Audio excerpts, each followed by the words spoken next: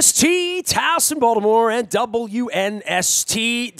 It is always a great occasion to reach down to a Florida and pick up an old pal, certainly out of Sirius XM and other places. You can find him at Alex Marvez on Twitter or anywhere, wrestling and football. So I do notice that you have wrestling and football sort of half and half on your Twitter, Alex. I mean, as well as your dog, of course. Well, indeed, and part of the All Elite Wrestling announced team, so very excited about that. March 25th is our debut at the MGM Grand Garden Arena, our first pay-per-view venture. We get some other dates on the calendar as well. Hopefully lock up a television deal at some point also. And, what is it? What is AEW? Is that what it is, Frank? All Elite Wrestling. It is an upstart professional wrestling group, but definitely not upstart talent. I mean, we got Chris Jericho, we got Kenny Omega, we got the Young Bucks, Hangman Page, Cody, Brandy Rhodes. I mean, we have really, some of the creme de la creme that is not wrestling in World Wrestling Entertainment, to be quite honest with you. So really excited to be able to, form a company, Tony Khan, and the Khan family founding All Elite Wrestling back in January, and it's just such an exciting time. And look, it's fresh, it's exciting wrestling. There's going to be a lot of faces that people either haven't seen before or haven't seen in quite a while. So I'm really, really excited about this venture. I think it is going to be pretty darn amazing. And we got Jim Ross as part of the announced team as well. So very excited to be working hand in hand with Jim, Excalibur, our other member in the three-man booth. So it's really, really fun for me, it's an incredible professional challenge doing this. And again, May 25th, starting off Double or Nothing at the MGM. All right, 5/25 is the day. I didn't even know about this. You're just sort of dropping this on me. By the way, Jim Ross has been to my home. Back when my wife was battling, he was in town doing his the thing he does on his circuit, and obviously the barbecue in Oklahoma and all stuff. He literally came to my home and sat on the couch for an hour and a half. We told old wrestling stories. I am presenting those, which is a good plug here, Al, because I'm playing that interview as well as all of the archives of wrestling stuff I have, old interviews with The Rock and Stone Cold and Vince McMahon and all of that stuff as part of WrestleMania. And certainly for what you're doing, WrestleMania still is sort of that beacon in the way football, the Super Bowl would have been a beacon for the AAF had it made it, and XFL and anything else that's going on. But, everyone's chasing the lion, as Coach Harbaugh would say, and everybody's been chasing Vince for, all of Vince's lifetime, right back to Ivan Putski for crying out loud. But WrestleMania still is this thing that sets apart, and I know, look, John Oliver went after him this week. I mean, I don't think it's any secret that Vince has had some sleazy things happen during the last 40 years, but, lo and behold, I saw the numbers.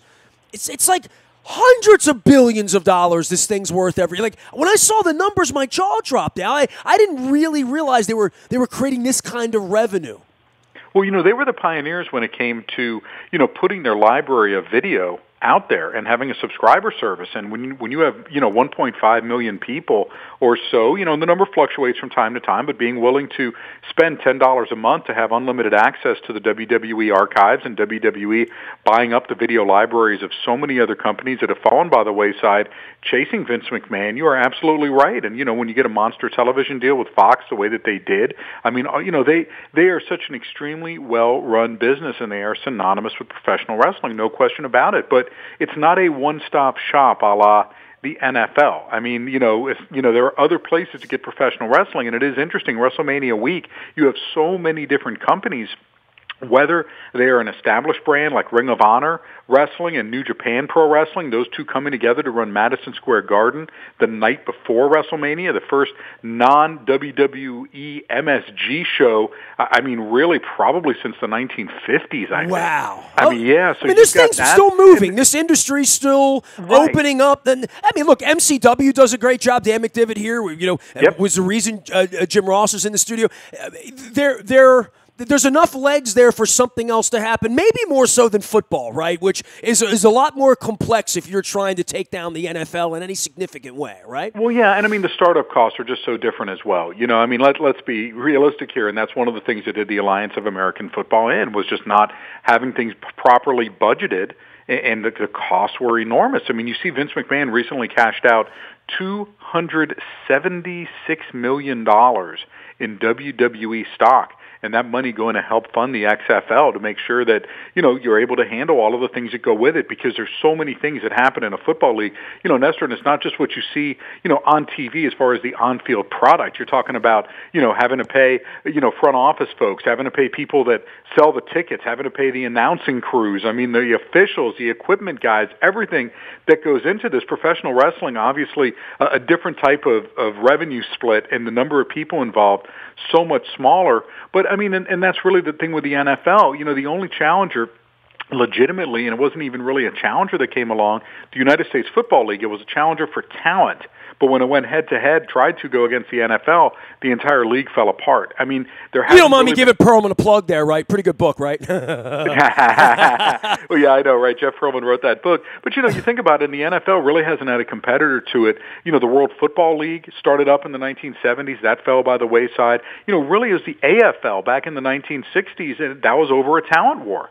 And the AFL had enough money that they were competing with the NFL, but the NFL itself has gotten so large financially, no one can really compete with these guys. So they are, the one-stop shop as opposed to professional wrestling, where there can be offshoots. I mean, listen, I'm not saying All Elite Wrestling is competing right off the bat with the WWE. I mean, it's fun to think of it that way, but come on, for a group that hasn't, our company hasn't run a show yet, and WWE is a multi-billion-dollar industry that runs shows worldwide. Let's not get carried away here yet, but is there potential to definitely make some really positive inroads into the professional wrestling industry? Absolutely, Nestor. Had we sold more tickets on our on-sale date, we could have sold 43,500 tickets for our show coming up May 25th had we had a larger building. Instead, we wanted to keep it, scaled so people could see it, have a good experience, be on top of the action. Sold out 12,500 tickets in 4 minutes. That was it. I don't need an excuse to go to Vegas, dude. I'll go to Vegas anytime, Exactly. So, and they've actually got a convention that goes along with it, StarCast, and, guys, The Undertaker's going to be there, Kurt Angle's going to be there, Sting is going to be there, Ric Flair.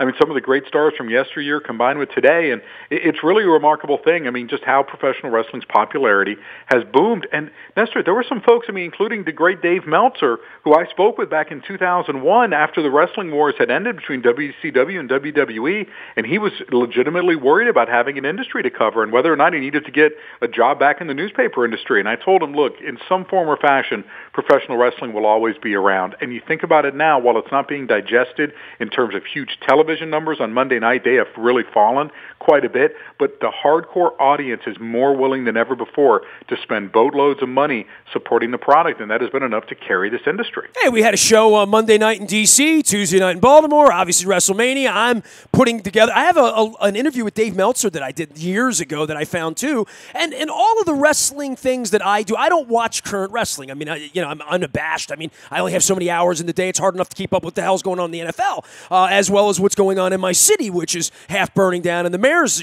in trouble here. So we got all sorts of things happening here, Al. But from wrestling and the history, run me through your love of it, because, I mean, it's almost like the mafia for you. And I always felt like you were going to do football, had a leg in wrestling, still love wrestling, sort of didn't maybe like the way wrestling was going. Now you're back into wrestling again. I mean, it's a lifetime thing for guys like you, Kevin Eck, people in my life that really have never let it. Luke loves it, has never let it go. And what holds you into it at this point? Is it the time when you were a kid and saw Bruno wrestle, or what makes you love it, Well, really, I was 6 years old, and, my whole view of foreign policy is shaped by Ivan Putski and Ivan Koloff going against each other in championship wrestling from Florida. And it really taught me Cold War. By the way, I posted video. Go up and check it out. Hit my Twitter. Nikolai Volkov Bowl at our second Nasty Bowl-a-thon in 1997. Nikolai wore like a size 19 shoe. They didn't have a shoe to fit him. Duck pin bowling with Nikolai Volkov. So there you have. He did not sing the Russian national anthem because we did not request that. Right, and he's not even Russian, which makes it even better. But I digress. It was actually Yugoslavian of all places. But of course, though. But a Baltimorean. He lived in Baltimore, Nikolai. I know. he did, and he's a wonderful man, and God rest his soul, and I mean, and we've had that through the years. But listen, I'm like you, right? I mean, you grow up the WrestleMania era, and World Championship Wrestling back then as the NWA, and but as time went on, and I started getting into it as far as a journalist goes, writing a professional wrestling column in 1989, starting at the Miami Herald. I wrote it all the way up to 2012 for Scripps Howard News Service. But Nestor, I tailed off. I had lost interest in the product. I'm not a WWE fan. I don't watch their product. I mean, really. I mean, I told Cody this, that I've never seen one of his WWE matches. I don't know who Cody is. I mean, you're dropping. You were giving me all the names, and I'm like, I don't. If Ivan Putski was there, Bruno, I'd know. But that's part of if you do get sucked back in. If a guy like me who once loved wrestling puts this on May 25th and finds their new Ric Flair or the wrestler they or I guess there's so many possibilities for ways you could fall back into it if you like it, Right, that's the whole thing, and that's why we're trying to present an athletic product, present it, with I don't want to say more legitimacy, because obviously that runs counterculture to professional wrestling, but I really believe that there are fans who are fans of the sport, who are fans of athleticism, fans of storylines that make sense, things like this that are going to love All Elite Wrestling, and hopefully it whets their appetite to come back. But, really it was Tony Khan, who's pop, and he owned the Jaguars, and his family, that was, he had gotten me back into wrestling because we became friends, after his father had bought the team. And he knew of my roots in pro wrestling. And so he's saying, you got to watch this, you got to watch this. And he turned me back on to the product New Japan Pro Wrestling, which airs on Access TV on Friday nights, and of course available on the internet and the app and all that. And I'm watching this, and I'm like, oh my gosh, this stuff's great. This stuff started whetting my appetite for it. Then Tony said, look, meet me out in L.A. You fly yourself out here. I'll take care of the tickets. We'll go to New Japan's, debut show in the U.S. So we went down to Long Beach. And boom. When was this, by the way? How long ago? May 2017. It was in July of 2017. And Tony and I, you can look at the old videos. We're sitting there at ringside having the time of our lives. And then the idea popped into Tony's head, maybe I can start a pro wrestling company. And then people like Cody, whose dad, by the way, you would know, Dusty Rhodes, the American Dream, Cody became available. The Young Bucks became available. Kenny Omega became available. Chris Jericho became available. And we were able to, sign all of those performers, and they serve as executives in the company. Cody's wife, Brandy, part of this as well. And you had the roots of a wrestling company. And that's how we go. We have videos up at beingtheelite.com, building up to the show. And, so it definitely brought me back into it. And Tony said when he started the company, I want you to be my wrestling announcer. And Nestor, I was never petitioning Tony for any job in the company. I really never was. Well, you're a pretty busy dude. I mean, I'll be honest, right? And you didn't even like wrestling anymore. Kind of, like, I'm a little shocked by this, Al. You and I haven't had a deep chat lately, although you did look good on the treadmill in Phoenix 2 weeks ago. But last I heard, you were sort of like, I'm done with, sort of where I am with baseball and the Orioles right now. Like, the friggin' city's burning down. The team's going to lose 100 games. I don't need to sit there and watch, even though they won a couple games this week. I'm not going to sit there and give 4 hours a night to it anymore. You know what I mean? Right. That's how I feel about it. As an Aparicio, that's how I feel about it. It's kind of like when Alex Marvez doesn't like wrestling anymore, maybe Vince is effed up. You know what I mean? That's kind of how, when you take the P1 people that have loved it forever and turn them off, it's kind of like when I didn't buy that U2 album. You know what I mean? Right. No, you're right about that. And listen, I'm not the only one. I mean, when you look at the ratings for Raw, and I looked at them for the week going into WrestleMania, I think they're down 21% from the previous year. So people want something else, right? Something different, right. So that's where an alternative product comes in. Again, there are a lot of ways to go, and I'm not trying to put All Elite Wrestling and WWE in the same sense, because WWE has such worldwide appeal, and there are people who love their product. Good for them. And Nestor, we're getting old, man. It's just how it goes. Our tastes change. In WWE, they move on. New performers come in, new storylines. People are used to seeing, things a different way. They consume content a different way. You've seen the evolution in your industry, the radio industry, how things have changed, and the evolution of podcasts, et cetera. I mean, this is just the way that we are right now. Just something that didn't appeal to me, but this brought me back into it, and it's been a real challenge. I mean, Nestor, I'm practicing. I'm getting up 5 a.m. every morning, like Joe Isuzu, getting off the couch, right, to go sell cars. I'm sitting here with the TV off, the volume off, looking at stuff and calling matches, preparing for what's coming up May 25th, and hopefully what's beyond that as well. So it's been an incredible professional challenge for me, a chance to reinvent myself, a chance to differentiate myself. And, look, Nestor, obviously my roots are NFL, and it's my 25th season coming up covering this league. So proud to be at Sirius XM NFL Radio, but I also couldn't turn down this opportunity. When someone asks you to be the voice of a brand new wrestling company with all of this great stuff going, I'd be insane to turn it down. I'd be disappointed in myself if I didn't take advantage of this opportunity. I like that. That's what I'm doing with Baltimore Positive as well. Alex Marvez here, Sirius XM. Dude, we've done 15 minutes of wrestling, and, man, you dropped Dusty Rhodes' name, and I'm thinking back to, 1979 when I wrote into Channel 13 on a little card where they said, this is your chance to meet the sports superstar you've always wanted to meet. If you're a kid, send in. And, everybody wanted to meet Brooks or wanted to meet, Burt Jones or whatever. I wanted to meet Dusty Rhodes. So, that's the kid I was at that point. The American dream. All right, so football, let's do it real quick here because that's what we do. The Ravens, I'll throw it at you. Lamar, Flacco out, Weddle, Suggs, all this stuff happening. Well, there's a lot of moving parts, including signing a Hall of Famer the morning after and Eric DeCosta bringing in Earl Thomas. It's a fascinating month here going into the draft where everyone seems to think Cleveland's winning the Super Bowl, Pittsburgh's falling off a cliff, Cincinnati doesn't have a franchise anymore. There's a sense of humor you have to have this time of year, I think. Right. Look, and everything looks great on paper, right? And Freddie Kitchens hasn't coached a single NFL game yet, but we've got him winning the division and then going on to the Super Bowl. But I like that about the Browns. I love the roster that they've assembled. On paper, it looks fantastic, but, how does Freddie Kitchens manage these expectations among his players? I talked with Denzel Ward about this, and it was really the first thing that Freddie Kitchens said. We haven't done anything yet. We haven't done anything. Block out the outside noise. Do not listen to this. It's poison. And he's got to continue to do that because, as you know, Nestor, when the schedule comes out for this year, the Browns are probably going to have, 5 primetime appearances?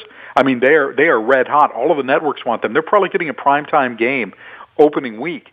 Probably one of those Monday night games. And, I hope they lose. They're probably playing a lot of speculation. They're playing the Rams. I will tell you that. And, the former Cleveland Rams, who are now the LA Rams, would be playing the Cleveland Browns. But listen, when it comes to the Ravens, look, in Harbaugh, I trust, okay? And John is just such a great coach. And, Wink Martindale's back for another year. They can generate pass rush. Look, these are significant losses. Don't get me wrong. And the C.J. Mosley one stings in particular.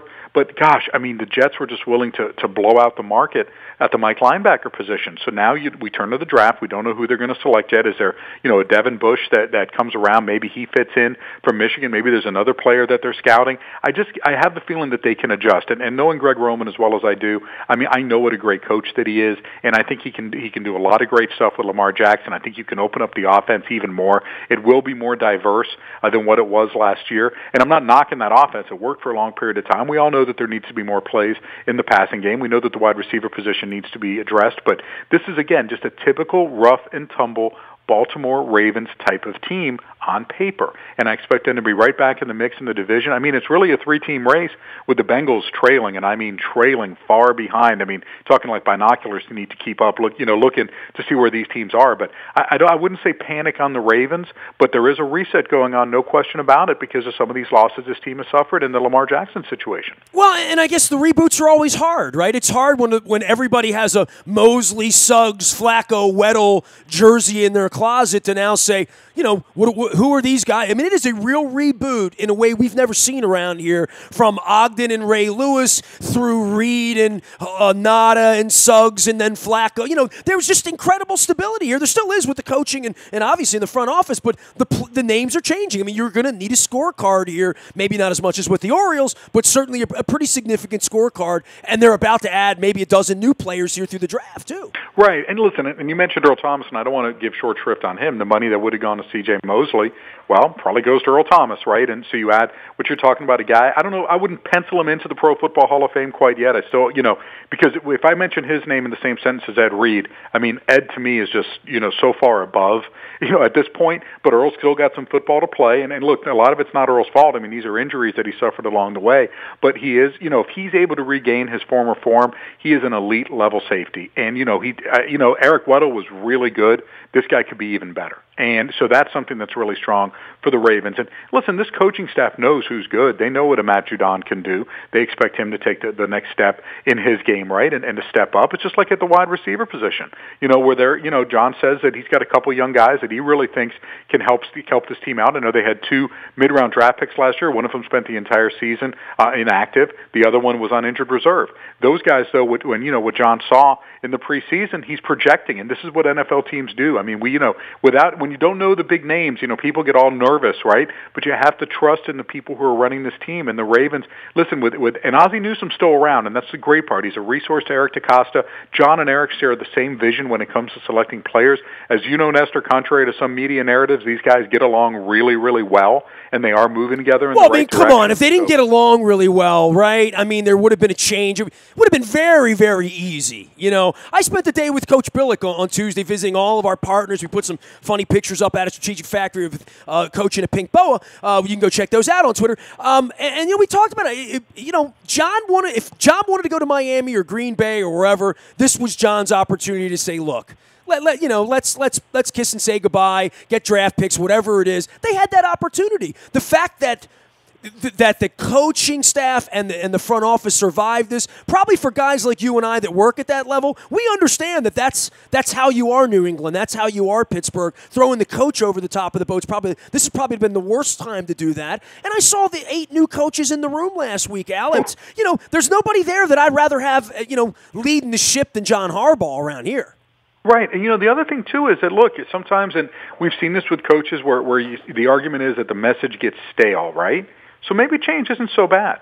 Maybe it's okay to bring in some new folks, right? And they haven't heard the way that John Harbaugh runs his team before. Maybe his message is going to resonate with some younger players. So I let this one play out. And again, I'm just bullish on the coaches that he have. I'm bullish on the infrastructure of this team, and there's enough talent. There is, and now there's a firm direction. You think about this team adjusting on the fly the way that they did last year on the offensive side of the football, right? How hard it is to go and completely overhaul your offense the way that they did. It became so radically different, yet it was successful. Right? And you look at some of those pieces there, and Gus Edwards, such a great, plow horse type running back. Mark Ingram, hungry to prove that he can really be a guy who carries the rushing load in Baltimore the way that he did for a time in New Orleans. And you got to think Hayden Hurst, you're going to get more out of him than he did his rookie season, where it was really maligned by injuries. Mark Andrews setting the Ravens' rookie tight end receiving record. That's something to talk about there. And the offensive line is solid. And, so I just think, look, no, it always was nobody wants to play the Ravens, right? That's how it was, because you were going to get beat up. It's still that type of Ravens team. They are going to beat you up. They're probably going to finish with a winning record. They're probably going to make the playoffs. They got to do the work, as Cody would tell me. But you know what, though? I feel good about this team just because of the people running it.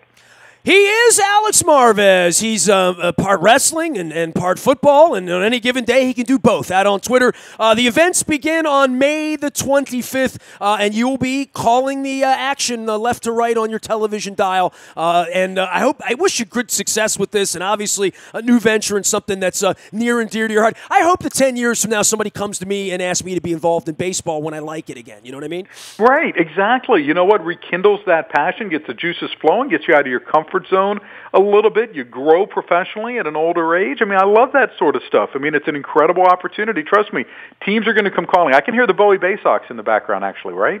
You do think baseball sucks, right? All this shifting and home runs. Baseball's hard to watch. You live in Miami, right? Well, I used to live in Miami. Oh, that's right. But even if I lived in Miami, no one would watch the Marlins. You know how it goes. No one is watching the Marlins. Everybody's watching wrestling and football and stuff that they're interested in, that's exciting at this point, that's outselling itself instead of acting arrogantly with empty stadiums, There you go. See what I'm saying? But hey, at least Billy Joel's playing Camden Yards this year. And that's the only thing that's playing Camden Yards this year. Hey, appreciate you, Al, man. Thanks. Good seeing you get in shape. Good seeing you out doing different things. And I really appreciate the wrestling conversation, the friendship over the years. Good luck to you, man. Awesome, Nestor. Thank you so much. Alex Marvez, one of the good ones. He's been doing wrestling since the 80s down in Miami. He left Miami. Who leaves Miami? I'm not sure. I'm trying to get to. Oh, that's right. Billy Joel, right? Seeing the lights go out on Broadway. I'm in the BuyAToyota.com audio vault 24 hours a day from anywhere in the world on your mobile device by downloading the TuneIn radio app. We do come in crystal clear from anywhere in the world. The morning newspaper ships digitally at 7:01 a.m. religiously and digitally. And Every single morning, it's there like a good cup of Royal Farms coffee. It's all brought to you by our friends at Planet Fitness. Get in shape. Perfect time of the year. Cherry blossoms. Baseball, spring. My wife's going to run 5Ks and 10Ks. Planet Fitness. $5 down, $10 a month, and right around the corner from you. I am Nestor. We are WNST.net, AM 1570, and WNST, Towson, Baltimore. And we never stop talking wrestling, football, baseball, opening day, and Baltimore sports.